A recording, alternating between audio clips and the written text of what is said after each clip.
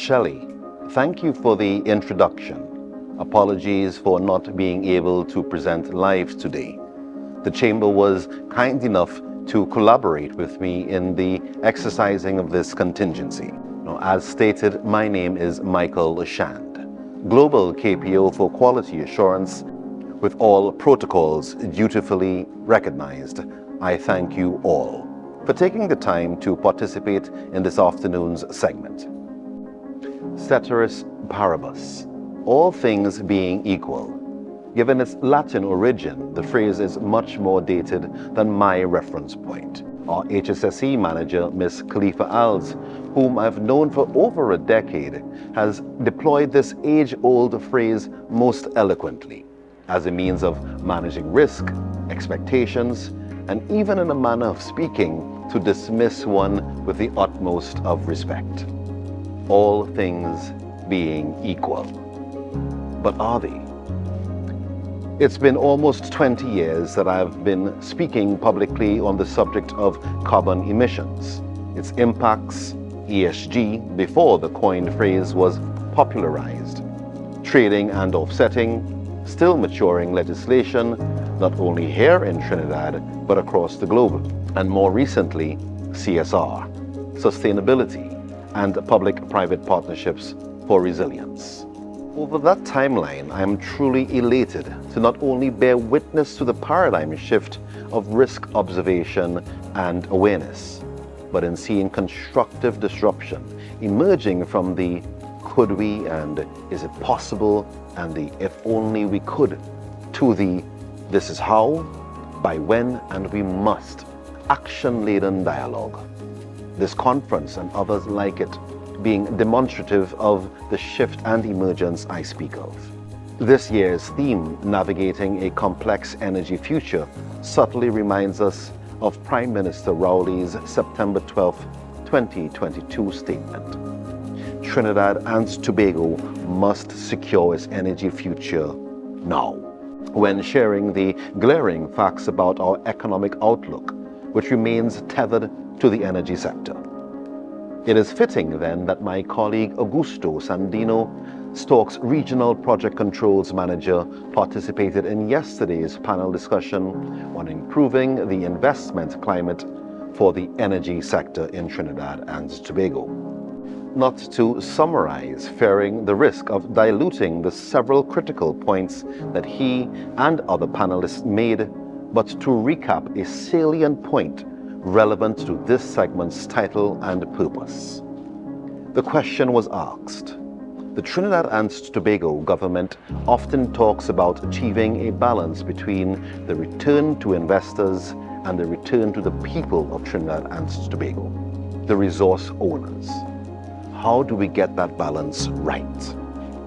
ESG, CSR, and the private-public partnerships were echoed, given the proven model and methodology. This brings me to address this segment's agenda. ESG investing and opportunities for financing the energy transition. We cannot address this topic without addressing the issue of economics. Fun fact, economics is a social sciences discipline. So even though it is supported by math and the study of finance, a tool to which economics is exercised, its origin is in philosophy, the study of human behavior. Now, this is an important fact because I'm about to point out the very human problem that we are facing. EY presented last week at the Hilton Trinidad a survey that looks directly at our economic outlook through the lens of the business community, and a significant finding being that Trinidad and Tobago is not only underdeveloped in the space of ESG, but significantly behind the next closest comparable nations in contrast. Given that economics is a social science, it is therefore arguable that a failure to stimulate vital economic imperatives such as ESG is nothing short of a choice. That is to say, self-harming, which in itself is a psychological impediment. Now, one's environment has proven to have a direct impact on one's psyche. a lasting impact. There is a reason why ESG, CSR, and private-public partnerships share the same value chain. They are not only codependent as they make up the tripod of society's stability, as they directly speak to, yes, the economics of a community, but also the health and well-being, including mental health, and the security of said community vis-a-vis our country. But also in that consequences of not deploying same have similar devastating characteristics. Investing in ESG has its many benefits, but it's also a matter of national security. As I said in the 2022 Caribbean Sustainable Energy Conference, just transformation, the transference of resources from the traditional to the future, synonymous with the energy transition, is about healthcare security, education security, utility such as water and electricity security, technology security, education security, cultural security, and of course, our country's economic security. As such, as said before, a matter of national security. But with all ailments, modern science and technology has provided us a means of intervening. In our offices in Bogota, Colombia, my regional director, Rinaldo Gonzalez, and his executive leadership team has a phrase that I have come to appreciate and understand. In Spanish, ubiquidad. Its English translation being ubiquity, which is defined as the state of being everywhere at once. As with the Romantic languages, however, the connotation is a bit different. What is meant is that in modern day leadership, one must exercise the art of managing the present, not only for the now, but in preparation for the future. The means that modern science and technology has afforded us is merely but a choice away. One must have the will to act and to enact. Despite advancements in AI, technology isn't going to simply wake up and do what needs to be done. Yet that is. It requires action, human action. The cost of business has increased, with shareholders still demanding their fair share of the pie, but also clients demanding more for less, even as they too pursue carbon neutral or net zero aspirations and targets, and wanting contractors to too go green. Now this has a cost that is too being ignored. But we aren't the only ones in this conundrum. All across the globe, it's the same thing. There are some significant differences though. Recently, I delivered a presentation in these very halls on public-private partnerships for resilience. In summary, advising that we exit the space of philanthropic engagement of ESG, CSR, and the public-private partnerships for resilience, and legislate baselines. Not so radical when we see countries in the Asia-Pacific, African continent, Middle East, EU, UK, Eastern blocs, the US, LATAM, and even amongst CARICOM nations doing just that. Let's take a deep but quick look at the dollar and ESG across the globe.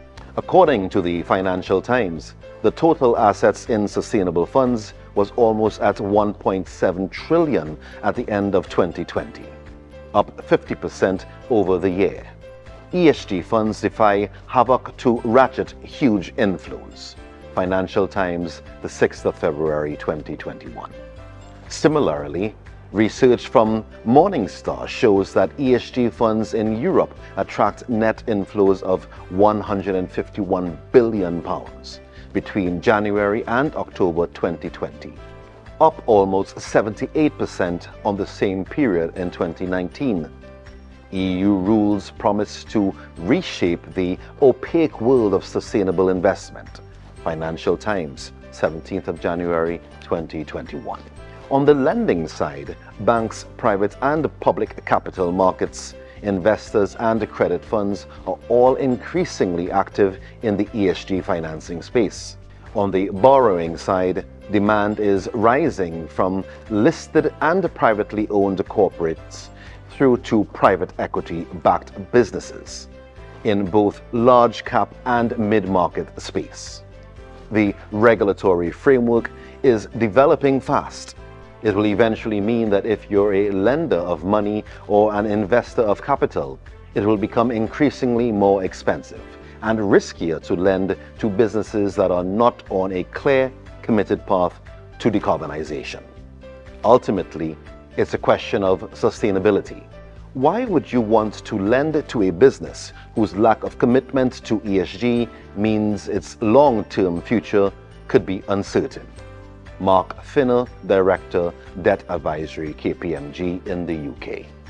Domestically, the government of Trinidad and Tobago has strengthened the consequences for environmental negligence from 10,000 to 100,000 TTD, introduced proposals to waive VAT on new equipment for manufacturing companies utilizing alternate energy technologies and renewable energy options, established a rebate of up to 25,000 TTD for renewable or agricultural ventures, a tiered village improvement plan that range in value against topography up to 175,000 TTD.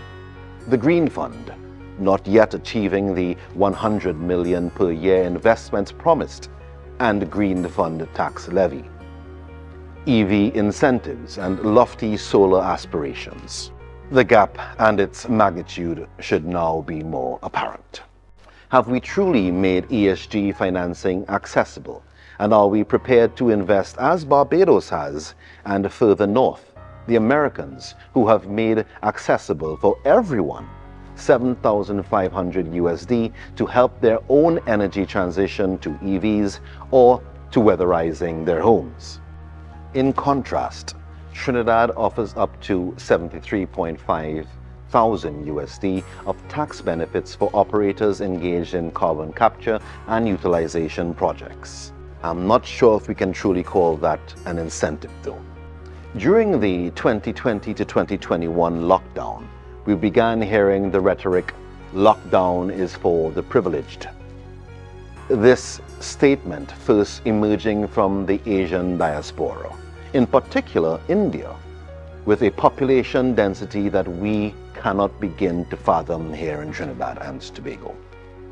Lockdown was truly for the privileged. Unless we take the threat to national security in the now and the future very seriously in the absence of ESG investment and deploy CSR and public-private partnerships for resilience efforts, combating climate change and entering into the fray of the energy transition, ESG will too be for the privileged. Today, when we speak of technology poverty, we speak of, as broadly defined, an absence of sufficient technology causing wealth and lifestyle inequalities that lead to the detrimental impacts on society. From a layman's perspective, access to internet and schooling as baseline descriptors. But as the world evolves, this will mean so much more as the privilege of an ESG-propelled economy is established. Not only will we see a shrinking of the middle class and a growing of lower class, but to the ramifications of inequality. Bringing it home to Stork, we recognized our role in being solution-oriented and literally redefined what business means to us. We revisited our operations and finding innovative ways to not only revise the way we work, but employ a tiered approach for the services that we offer.